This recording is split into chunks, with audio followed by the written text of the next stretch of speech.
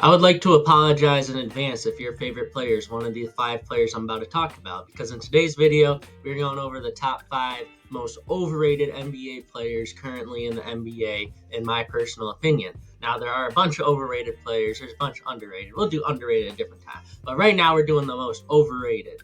Um, let's take the glasses off. This is serious. All right, these five players are so overrated in my opinion. It's not even funny. So let's get right into it. First player we got on my list at number five is Evan Mobley. Evan Mobley is very, very overrated. I don't understand how someone can put this dude in the top 50 as a top 50 player in the NBA right now. I really don't understand. He is so bad against teams that know how to play basketball. Unless the team they're playing is Detroit Pistons, Washington Wizards level, or vertically challenged, this dude is non-existent on the offensive side of the floor. Defense, yeah, he's a good defender. He's not the best defensive center, like, on his team even. Like, I don't think that's crazy to say. I personally think Jared Allen's a better defender, at least a more valuable defender. But, like, this dude gets all the recognition that Jared Allen should get.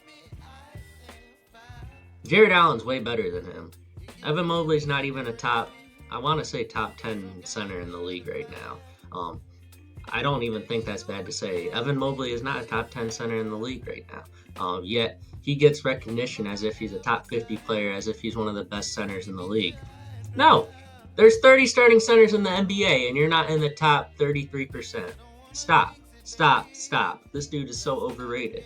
So that's why he's at number 5 on my list. Number 4, it's Austin Reeves. Lakers media does this to him. He's very, very overrated.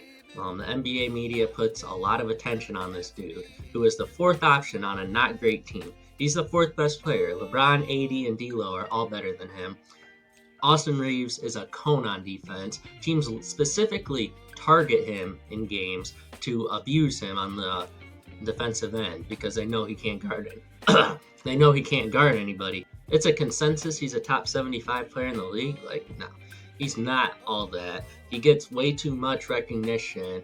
Sure, he has good moments, but realistically, he's averaging 15 points and is defensively challenged. There's no way he's a top 75 player in the league right now. If he was, the Lakers team would be a lot better because then they'd have a true top 3 guy, like a true 3rd option. But he's not. He's not what the media makes him out to be, and that is why he's overrated. At number 3 on the list, we have Devin Booker. Y'all know I'm a Suns fan, but the narrative around Devin Booker is very, very, very, very false, and that is why he's overrated. He's the 3rd most overrated player in the league, in my opinion. I have 3 big reasons I say that. The first, fact people say he's better than Kevin Durant. That couldn't be further from the truth. It's not even close. All right, that's just such a bad take that it's not even worth arguing about. The second one is the narrative that he is so much better than Donovan Mitchell. That couldn't be farther from the truth either. Those are 1A and 1B. But people make it like Devin Booker's a consensus number 1. If you base it on this year alone, Donovan Mitchell's a better player. It's simple logic. Donovan Mitchell has better stats, and he's on a winning team, 1 option. He's the 1 option on a team that is top 3 in their respective conference. And he's been carrying the load for most of that since everyone's been hurt. Now, sure, it's easier in the East, but Devin Booker, you have not been doing that. We've honestly looked better without him at times. I'm a Suns fan. I watch every game. There's some games we'd be looking a lot better without you, Booker. Don't think I don't notice that. So, like, to say Donovan Mitchell is worse and Devin Booker is so much better than him that it's not even debatable, that's where he becomes overrated in the shooting guard debate. And then the last, and personally, this is the biggest reason Devin Booker is the most overrated, top 3 most overrated player in the NBA. The fact that the narrative that puts him ahead of people like Donovan Mitchell, that puts him over Kevin Durant in some people's eyes, is how he's a playoff performer. This dude sucks in big games. Check the stats. Check him. He's awful. In elimination games, he sucks. It's so bad. It's like not even funny. As a Suns fan, it hurts my heart to know how bad he is in big games. He's not a big game player, yet he gets recognition for being a playoff performer. That makes absolutely 0 sense. And there is no way he's a top 10 player in the league right now. There's just not. Shooting guard is the worst position in the league. Sure, he plays point guard right now. All right, whatever. Definitely not a top 8 point guard, that's for sure. I'm personally taking a lot of players over Devin Booker that the media has Devin Booker over as a Suns fan. All right, he is very, very overrated. Like, I don't get how he has the narrative around him is that he's a playoff performer, but he sucks in playoff games. Matter of fact, let's go look at his stats in elimination games. In elimination games, he's averaging 14 points, 5 assists, and 2 rebounds a game.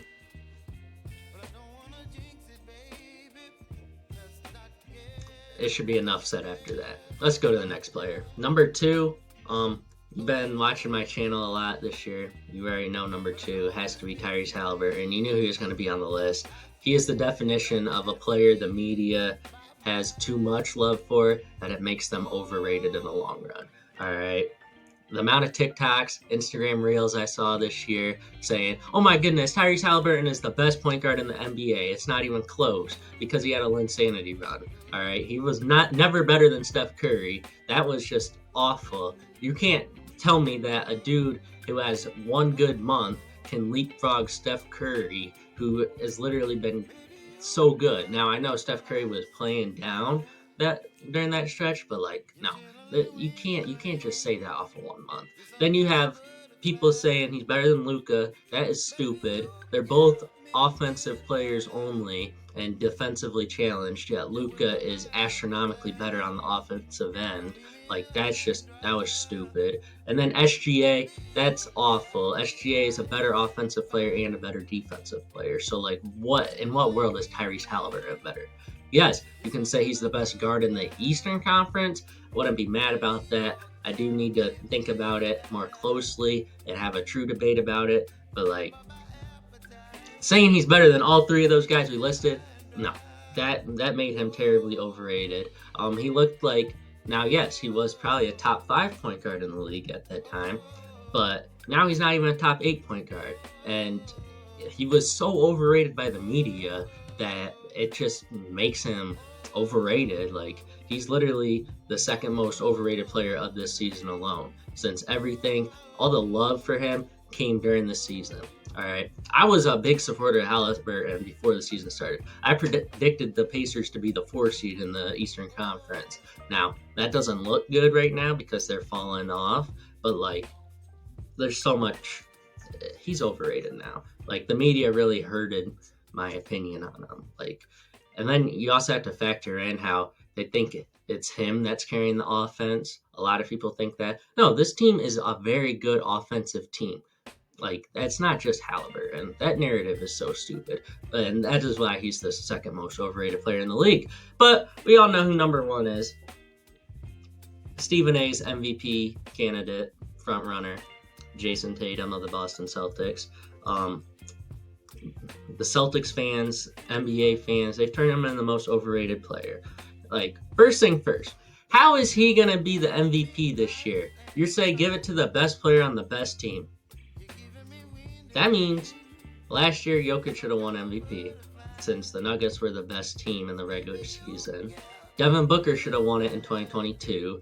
Donovan Mitchell should have won it in 2021. And were either of those 2 players even in the top 5? No. So why this year Tatum get to be the front runner because his team's good? Make it make sense, especially since he has been, quote unquote, the worst. And if you look on the team, if you compare those teams, the Celtics are astronomically better on paper. Yet they're both going to be the best teams based on regular season. Yet the ones on the worst team don't get as much love as the one on the best team. Yeah, that should overrate him immediately just by saying he deserves to be in the MVP conversation. But the biggest thing is Jayson Tatum's playoffs. Like, there's a big topic right now. Super teams, right? Jayson Tatum, Boston Celtics super team. Now, I would only say this year's a super team, but for Tatum to be considered a top 5 player by a lot of people, he has to make it and win a ring, since he's had very, very good teams. Like, if you swap any other top 5 player with him in the league, even top 10, they probably win a ring with the Celtics. All right. Jayson Tatum still hasn't gotten the job done. And now you look at this year. If they don't win this year, Jayson Tatum's the most overrated player of the decade. All right. Since this is a super team this year. But you look at Kevin Durant in Golden State, LeBron in Miami, and arguably 2016 in Cleveland, and then MJ on the Bulls, right? All three of those players had a narrative that they had a super team, but they got the job done, right? Jayson Tatum has had very, very good teams, but he has never got the job done. Like, that needs to be looked at most importantly, because people are comparing him to all-time greats. They're saying, "Oh yeah, he's gonna be just as good. He's gonna be a top 3 small forward in NBA history." He's gonna no, no, no. What has he done to prove that? You go to the conference finals every year. You've had loaded teams. That doesn't mean anything. You still don't win, right? Right. Just because they don't, no one cares about. When you look at the thing, you don't look at how many times you played in the finals. You look at how many times you won the finals. No one gives a crap about how many times you get there. If you don't win, you don't win. Enough said after that. And apparently the narrative switches for Jayson Tatum, apparently, because he gets so much credit for them going to the conference finals. Bro, he's not even better than Jimmy Butler. Jimmy Butler is better than Jayson Tatum, and that should not be a crazy take to say. Jimmy Butler has done more with less than Tatum, all right? But yet, the media's consensus is that Tatum's a better player. No. Jayson Tatum is so overrated. It's not even like, it's hard to listen to people talk about Jayson Tatum now. Now, if the Celtics win it all this year, I'll give him a little bit. I will not put him at number 1. He'll still be in the top 5. But no, it's bad. I'm sorry for your Celtics fan and you disagree with me, but how many times have you lost to the Miami Heat because Jimmy Butler outplays Tatum? How many times do you lose to teams you should beat? It's all centered around one player. And now that he has a super team, the team's been good, though. Marcus Smart, Jaylen Brown, Al Horford, Robert Williams. Robert Williams is hurt a lot. Derek White, and so many more players I can't name up. Malcolm Brogdon, last year he should have won it all.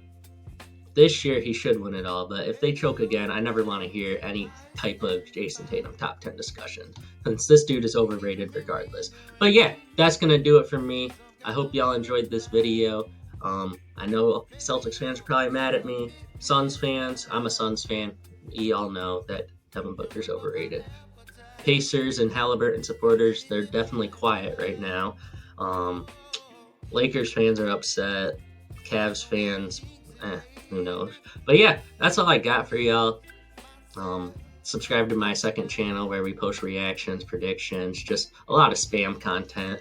It's called Vibing with Jay Hoopa, since you're just vibing with me. Make sure you subscribe to this channel if you haven't. 98% of y'all are not. So yeah, y'all have a good one. Stay safe. Peace.